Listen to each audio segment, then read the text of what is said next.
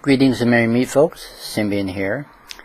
On this video I want to talk about how to become a witch if you've noticed that you have tendencies towards Wicca and witchcraft and that form of spirituality. I won't call it a religion because it is not a religion per se. It's a spiritual belief system. That's what I'll refer to it as.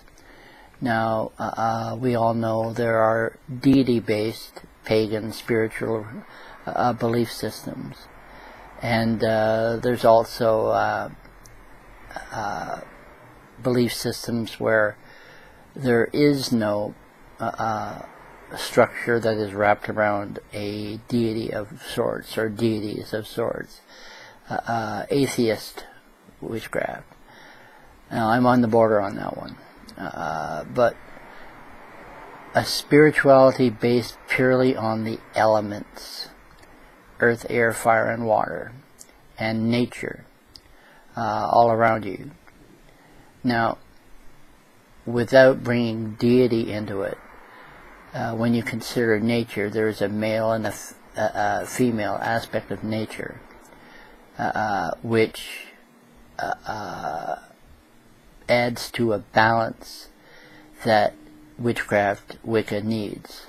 Now, it's perfectly alright to use the elements, earth, air, fire, and water, as your structure, including nature, as your structure for your spiritual belief system.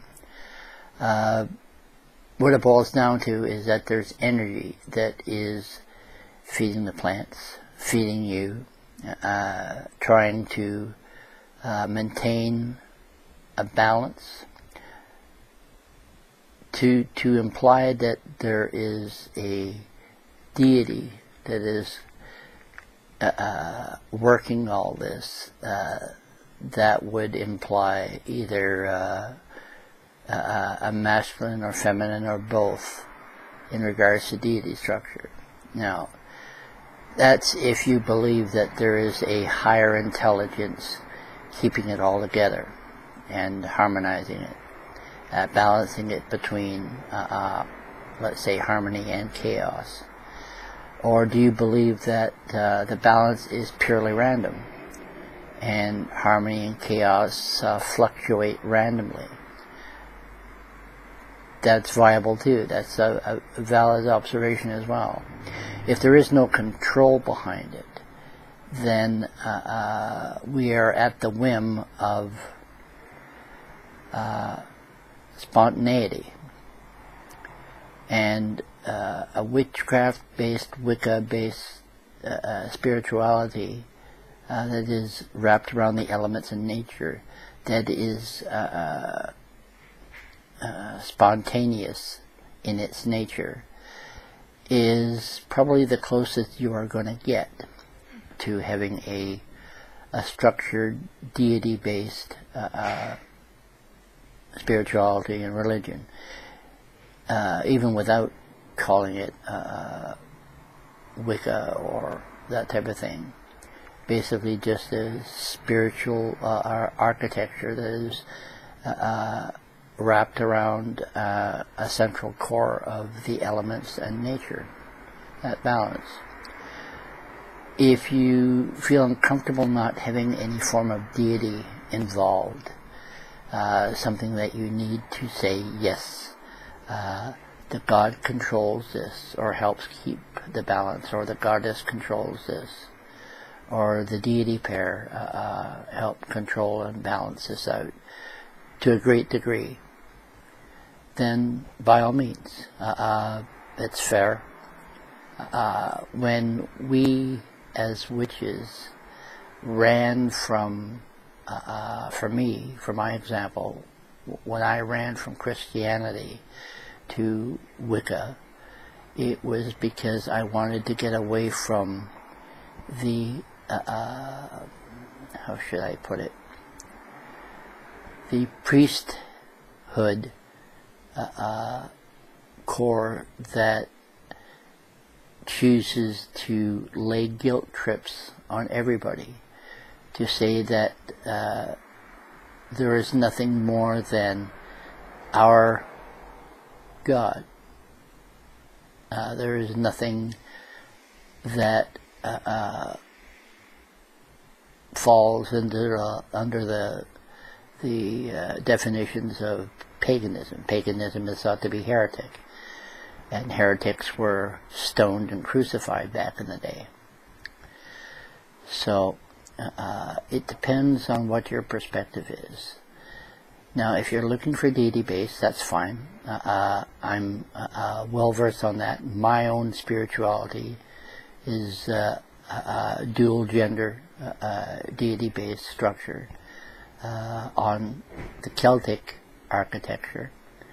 So basically that boils down to meaning that my matron or my matronus is the Morrigan. She is a Irish, Scottish, Welsh type blend Celtic goddess, and my patronus, my patron, is her consort by chance, the Dagda. He is a friendly, very well-rounded male divine aspect of deity, and the balance I function with pretty well. I don't base my entire observations and lifestyle upon the core that without deity structure everything will fall apart. That's not true. Science being what it is, which is objective and pretty much influence-free and deity-less, sees a balance happening on the greater. Now, how they can explain functioning a perfect balance of nature and the elements without deity structure, that boggles my mind, and as such, that's why I haven't really let go of the deity-based spirituality core. So when I can figure out why there is a balance and how it is maintained by nature, by the four elements, then I'll feel a lot more comfortable, or not relying so much on a deity-based structure. I like the comfort zone, that believing that deity is helping control us, helping to control the balance between harmony and chaos, and it's not just something random. I like to think that there's some sort of a learning curve and a pattern going on.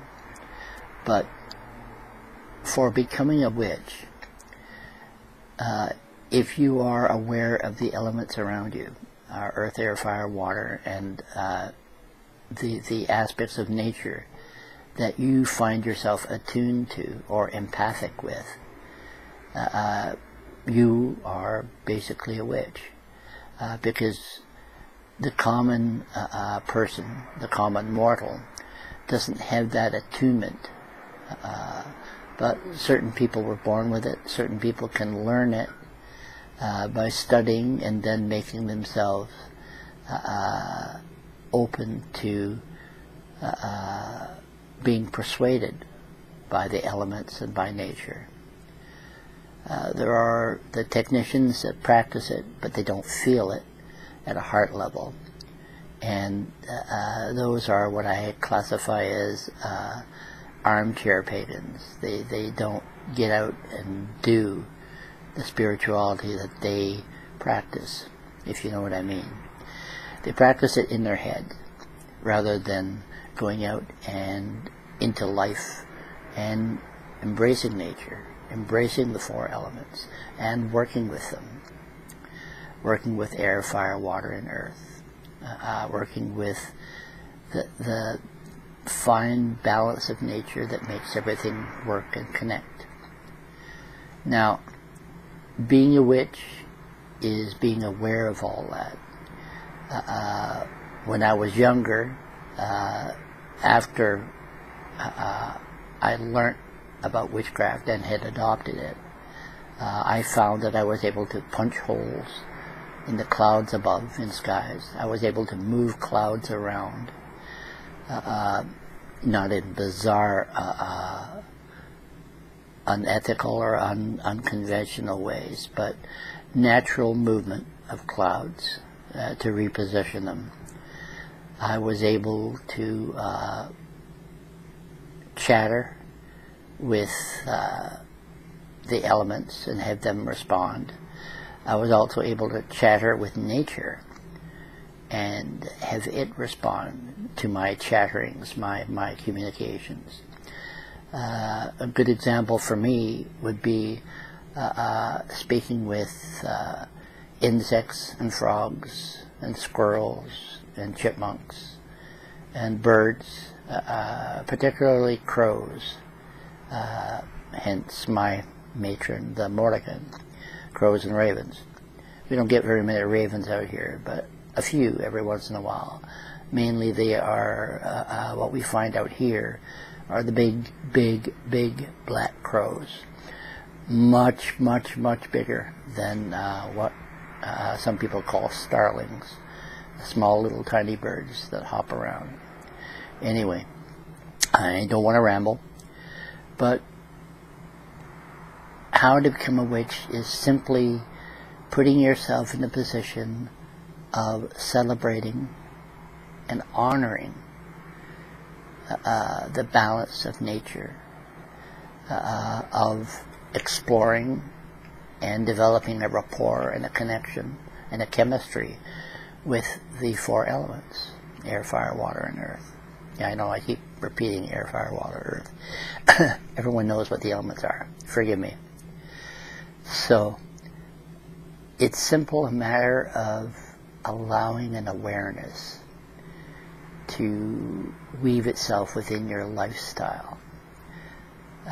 More of an awareness than somebody who doesn't know anything about it or isn't open to any of it. The fact that you are, and that you have certain empathy towards the elements and nature, it means you're already a witch.